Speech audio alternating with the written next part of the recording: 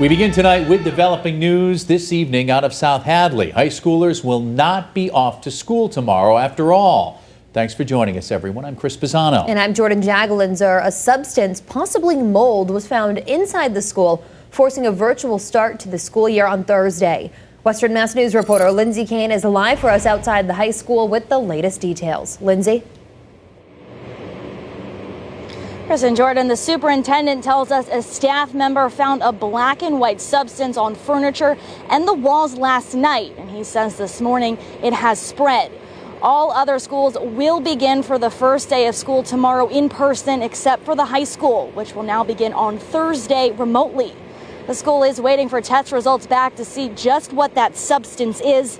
Many parents we spoke with think the issue could be mold with the damp and hot temperatures we've seen lately.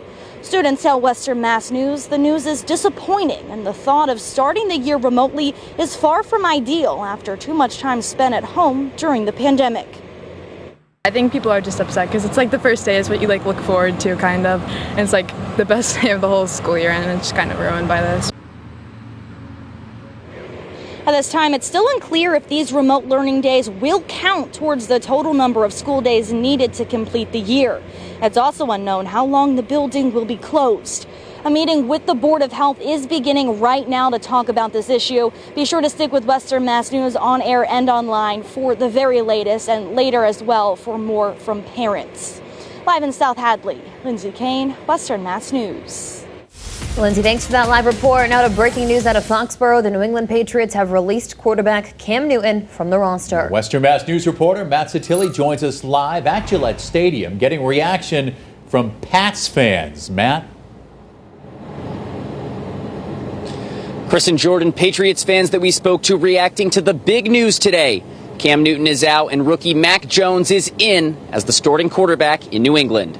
If you have a car that's old, at least you know what it can do. It might not be as good as when you first bought it. Winston Facey of Springfield tells Western Mass News he was shocked to hear Cam Newton was released by the Patriots Tuesday morning.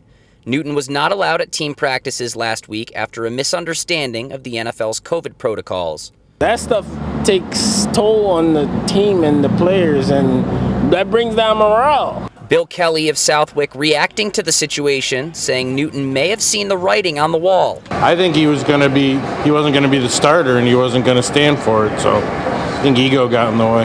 And he's willing to take a shot on 22-year-old rookie Mac Jones, who will become the new starting quarterback for the Patriots. Well, we'll find out. Tom Brady was a nobody at one point. Jones was drafted 15th overall by the Patriots in the 2021 NFL Draft from the University of Alabama. The Patriots Pro Shop in Foxborough is already sold out of men's Mac Jones jerseys after today's news. But one fan was lucky to snag a youth jersey for his son. Once that announcement came today, I had to come down right after work and see what they had for Mac Jones jerseys, and they're going quick. NFL teams had until 4 p.m. today to cut their rosters down to 53 players. Here are some other notable expected roster cuts by the Patriots. Wide receiver Gunnar Olszewski, running back J.J. Taylor, and kicker Quinn Nordin are all expected to be in. Nordin expected to win that race over Nick Folk for the starter. Also, cornerback Stephon Gilmore will be placed on the physically unable to perform list, meaning he will be first eligible to play starting in Week 7. Now the Patriots open up here against the Miami Dolphins on Sunday, September 12th at 4:25 p.m., so it won't be long until the Mac Jones era begins. Make sure to stick with Western Mass News both on air and online for the latest Patriots updates. Reporting live in Foxborough, Matt Satilli, Western Mass News. Well, it's been a pleasant afternoon out there. We've seen lots of warm sunshine. Yes, it has mixed with clouds from time to time, but at least the day has been dry. It's been a warm, comfortable afternoon. You can still see a fair amount of blue sky on our MGM sky cam at this hour. 81 here in Springfield, 82 Hartford, New Haven 81. So temperatures in the 70s and 80s throughout much of southern New England. That's right around where we should be for this time of year. But the difference has been the dew points. Yesterday they were in the 60s and 70s. So it was a very muggy air mass that was in place. Now we have dew points mainly in the mid-50s, some lower 60s out there. So it may just feel a touch on the humid side, but certainly better than it felt yesterday. So we do have the thin clouds that are out there, some puffy fair weather clouds as well. Not expecting any precipitation tonight, so that is good news. Evening plans are going to be just fine. Overnight tonight, mainly cloudy skies, dry temperatures in the mid-50s to around 60 with a light westerly wind. But flash flood watches up for not only all of western Mass, all of southern New England from 2 o'clock tomorrow afternoon until 2 p.m. on Thursday afternoon. We're talking about the potential for 3 to 5 inches of rainfall to fall in about 8 to 12 hours. We'll time it all out for you coming up in my full forecast in just a couple of minutes from now. Chris, Jordan, to you. Don, thanks. 2 suspects have been charged in the brutal beating of a man at a Northampton park last night. Police say the victim is now suffering from head injuries. Western Mass News reporter Leon Purvis joins us now live in Northampton with more. Leon? Jordan, Chris, this happened just after 7 last night at Pulaski Park. Now, Northampton police tells us that one of the 2 suspects stomped on the victim's head as they continued to punch him as he lay unconscious in a pool of blood. Now, Northampton police also say that cell phone video helped them identify the suspects who were familiar to them from previous incidents. Police tracked them down to Northampton and arrest them. Western Mass News spoke with a community organizer who tells us he met with the mayor and other city leaders today to discuss what happened. My understanding is that there was a difference in who decided what was their space and a difference in who decided what was okay to happen in that space. And that's, I think, pretty much what had initiated the escalation. One resident we spoke to says this won't keep him from coming to Pulaski Park. I mean, it's Northampton, it's public, it's open. You know, I imagine something like this probably happened at night, probably not during the day.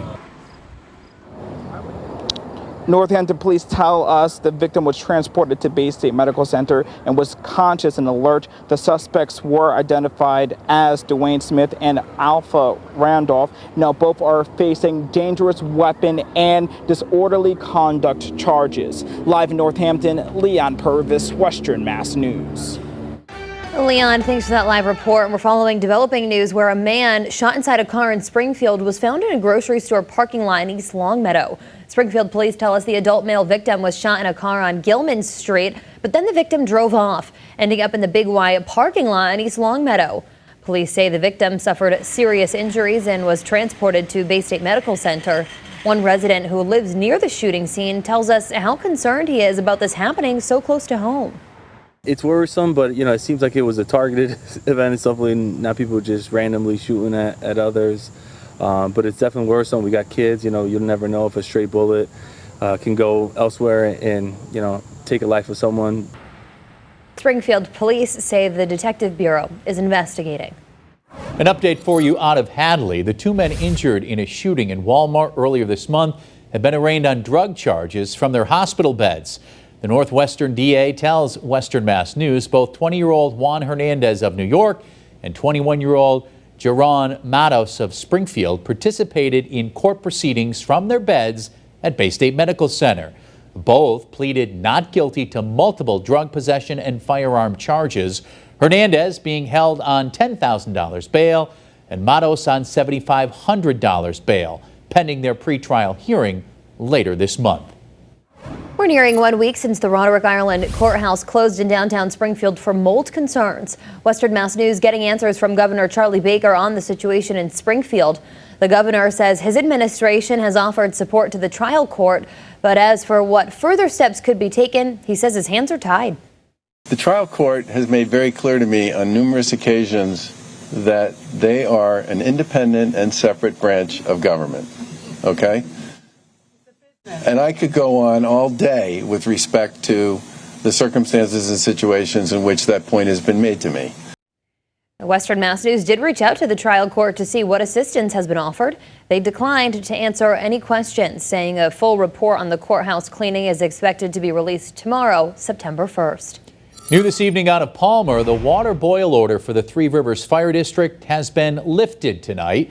Town officials say tests conducted over the weekend showed all traces of E. coli have been eradicated from the water system.